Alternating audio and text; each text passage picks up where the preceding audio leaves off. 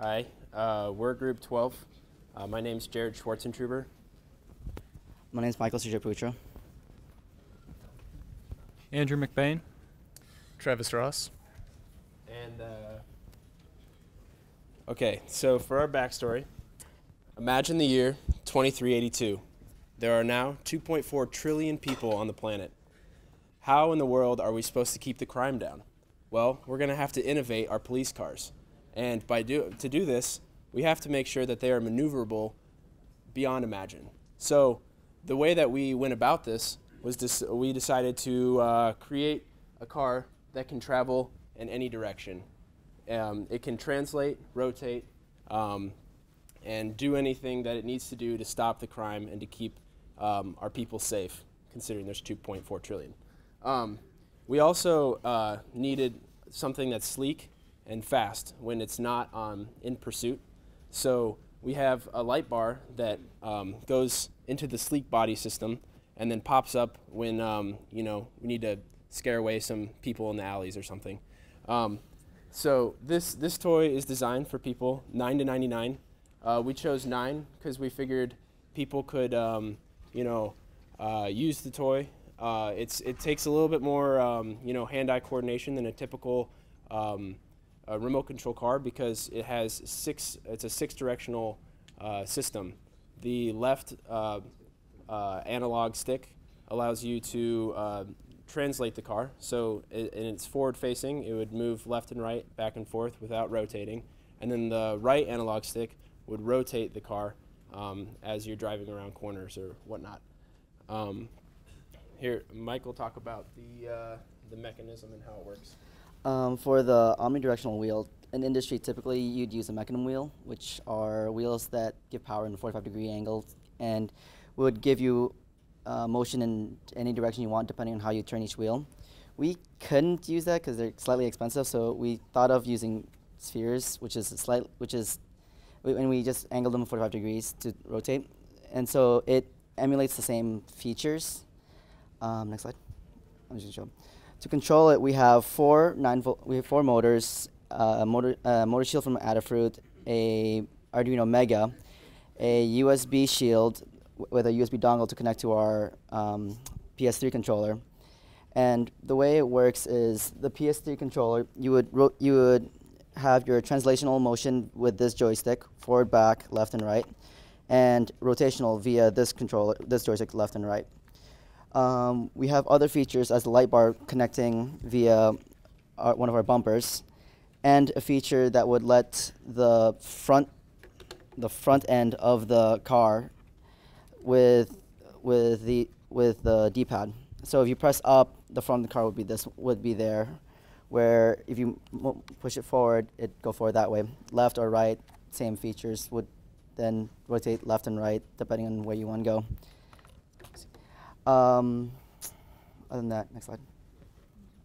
Go ahead and play the video.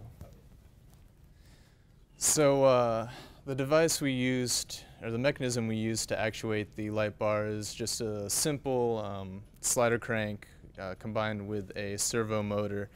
Originally we were planning to do pop-up headlights in the front, but that didn't really lend itself well to our theme of moving in any direction.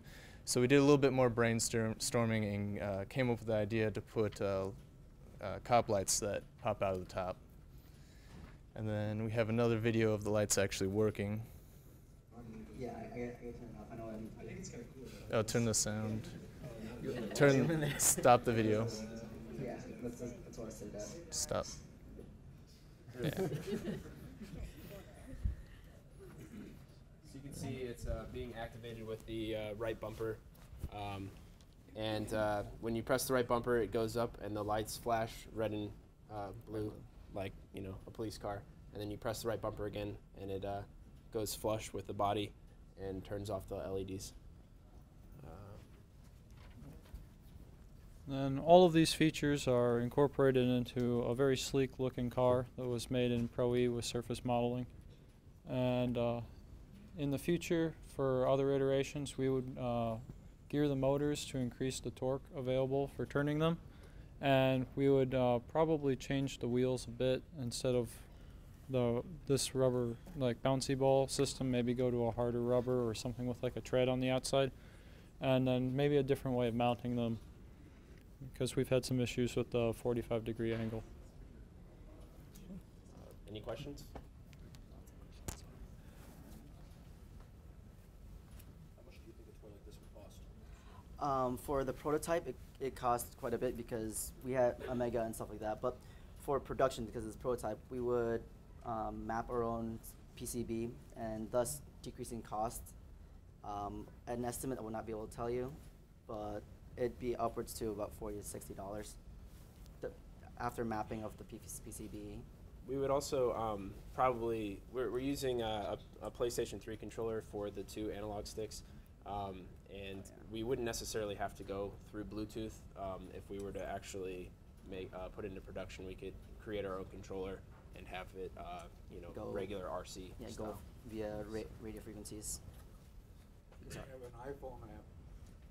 Yeah, we had initially before figuring out how to control it, we had the idea of using your phone, a smartphone, and then just drawing a line out of where you want it to go, plugging it in, and having it go.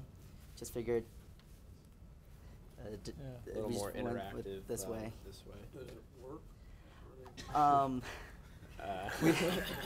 We have problems with the torque of the motor. The 9 volts we have, with the time constraint we have, we couldn't get the motors are high speed, but they have very low torque. You can move the car around all directions, so theoretically, if you have enough torque, you can spin the wheels to have it go in every direction. We just don't have high enough torque to actually move it. I think in future iterations we would have a gear ratio of something like 50 to 1 or something, or maybe 100 to 1 to increase the torque and lower the speed, since the motors turn at about 28,000. Yeah, 24,000, 28,000 RPM. These are small hobby motors that are 9 volts. They're high. I mean, their torque are tiny. Yeah. It's So to offset that. Yeah, I guess my question is, my question is really, what is the market for these kinds of toys? Is it saturated, or is there a niche available? How do you position your product in the market? Sure. For things like that, it really depends on. There will be 2 features for this.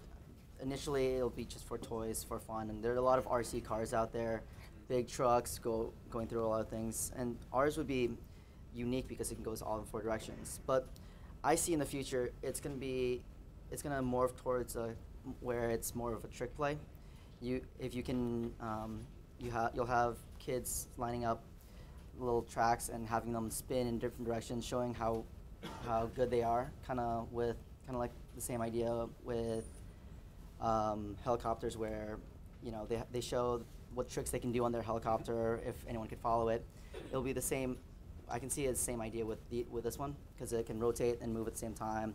You'll have it doing different tricks, so on and so forth. Is there a market for model car enthusiasts like that where they compete? Yeah, that's actually, as a kid, I did a lot of kind of, or not competitive, but went to like hobbyist type things where a lot of the high-end RC car competitions and stuff like that, where people race and compete. But I was also, as a kid who really played a lot with remote control cars, I was always looking for something that was like an innovative design, or something that was faster or better than other kids RC cars or whatever. So with a design like this that is completely different from any other RC out there, I think it's kind of a niche in itself. So you're saying the mobility of this vehicle in any direction, yeah, is the strength of it, right? right. Yes. But it can be copied tomorrow, right? Somebody can actually. Not if we design patent it, right? With the same capability. Sure. Yeah. Capability, right? I mean, that's, Sure. So I guess the question really is, obviously it's quite ingenious in terms of how you're trying to solve the mechanical problems and the mobility of this vehicle. But what about the market, and how do you actually take it into a profitable line and engage people, how people engage these with each other?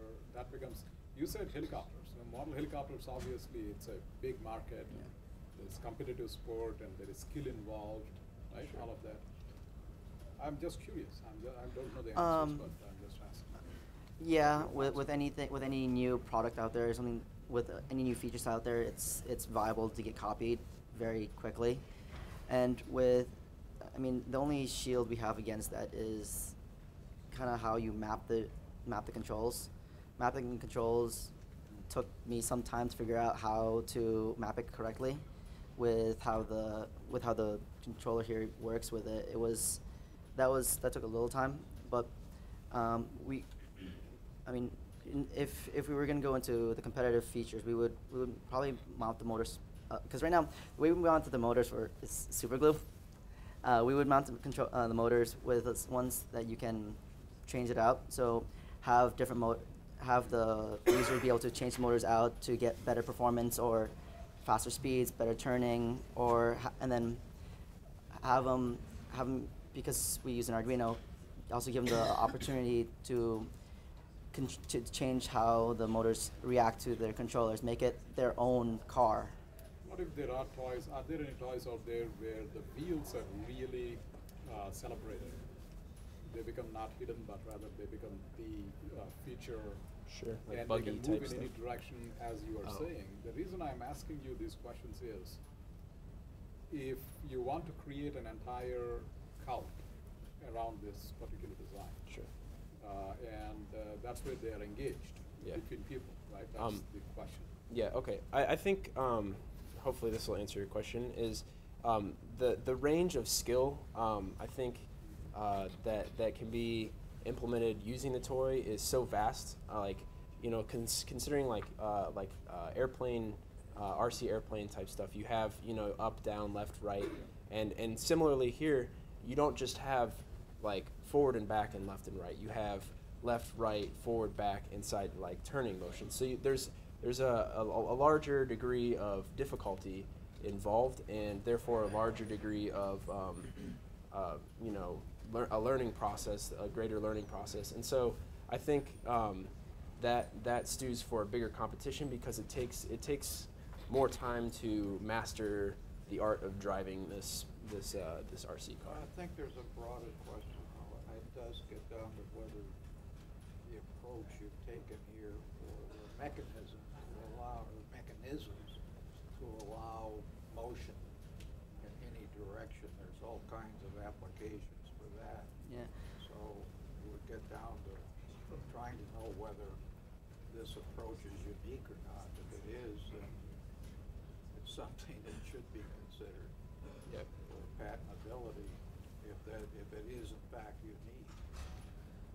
Currently the only way I know that the forklifts are currently the only ones I know that will use mechanism wheels to go in all four directions, because for forklifts you need to be very precise of where you squeeze. Material handling, moving people, there's all kinds of things you could think of where that the desire to have that type of motion would be needed.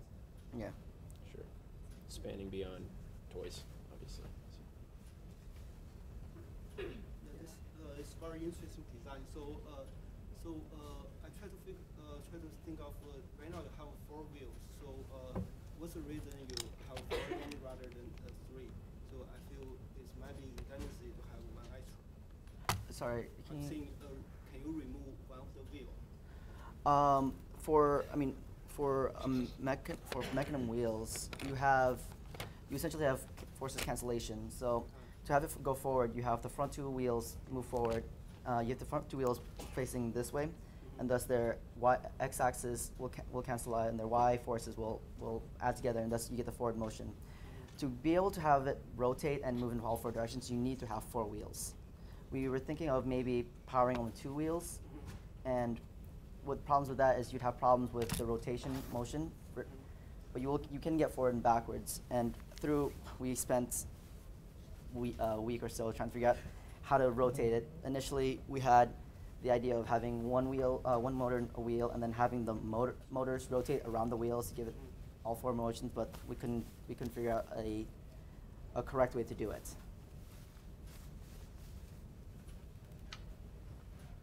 Does that answer your question? Yeah. Any other questions? Thank you.